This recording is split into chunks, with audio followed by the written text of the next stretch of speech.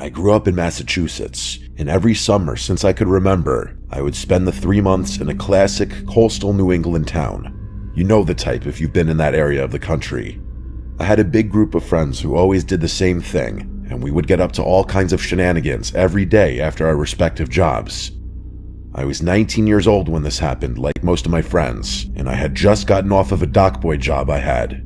So like any other night, I texted my friends what the plan was, and picked up my friend who I'll call Emerson from his job to go get alcohol, as he was the one with a fake ID. We got the alcohol and went back to the small town where we lived. We decided to get on my family's boat that I was able to take out on my own, to have some beers while we wait for everyone else to finish what they were doing. We drove around the little peninsula we were on to this place where a lot of people anchor and hang out. There were a couple of boats anchored already, and it was about 7 p.m., but it still wasn't unusual. We found a spot between the two boats, threw the anchor down, and just chilled and drank. We were having a nice time, listening to the music from the boat to our left, when the one to our right decided to leave, and then eventually the other boat's music shut off.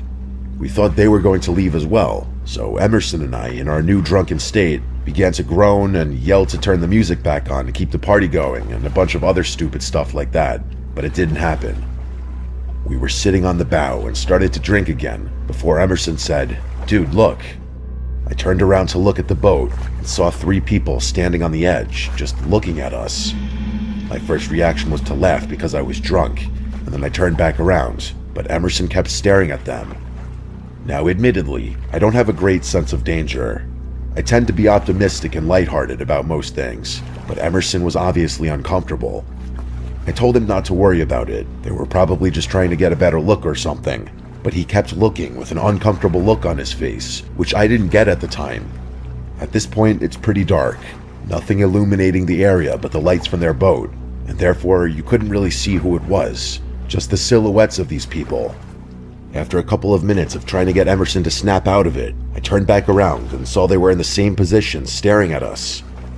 I thought it was a joke, so I got the megaphone from the compartment over the steering wheel and said, "20 to watch, fellas," which pissed Emerson off because he sensed something wasn't right. I was putting it back when I heard one of them laugh, audibly a man, but something was off about it. It sounded almost sinister. It was slow and low, and it was kind of raspy. It was at that point that I started to feel uncomfortable. Emerson got up and said, "Let's get the hell out of here, bro, this ain't right," but I responded that it was fine. Right after that, we heard 2 splashes in the water from their direction and saw that only one silhouette remained on the boat. That made Emerson immediately start pulling the anchor up as I was laughing at the situation and at him, which looking back now was unbelievably stupid. He tried telling me to turn the engine on while I was laughing my ass off watching him pull the anchor up as I was trying to drink my beer. In fact, I was laughing so much that I didn't notice the sound of the 2 people swimming near our boat. Emerson paused and looked at me with the anchor in his hands, which made me pause too. We couldn't see into the water, as it was dark and the lights were off with the boat. I called out hello and got nothing. Even the sound of the splashing water stopped.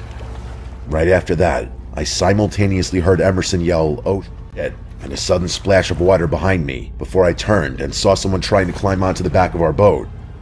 I freaked the fuck out, and while turning the key, I saw a hand grab the railing on the side of our boat near Emerson, who was yelling and holding the anchor up, ready to fight. I finally turned the boat on and instinctively gunned it forward, smashing into the sandbar that was right in front of us. I put it in reverse and drove backwards as fast as possible until we were out of the little bay and back into more open water. I threw it back in neutral, and Emerson and I just looked at each other before he started giving me the "I told you so's" and "you're a dumbass." I fully agreed and said we should go back, at which he agreed. In hindsight, we should have hightailed it back to the boat docks near my house, but for some reason, we decided to pick up everything that was thrown around during our escape. We didn't even finish before I noticed in the direction we just came from the lights of a boat approaching, and it was approaching fast. I said no fucking way and jumped back to the steering wheel and pushed full throttle. Our boat is old, so it doesn't go super fast, and even though I was full speed ahead, they were gaining on us. Emerson started to lose it, saying things like, "Who are these guys? What do they want? Why can't they just let us chill on the water?" So I told him to chill out and focused on going straight to the docks.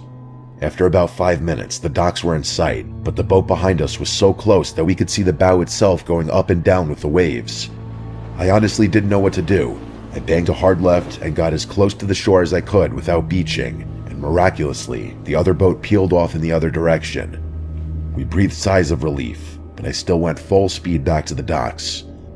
After docking and being relieved at the fact that there wasn't any damage to the boat, we met up with our friends after that and told them what had happened, and also came up with some theories, like maybe they wanted to rob us, or maybe they wanted to take the boat. We didn't recognize the boat, so they probably weren't from around here. I don't know. I don't like to think about what would have happened. I'm just glad we didn't find out. I do know that I'm thankful for Emerson being there.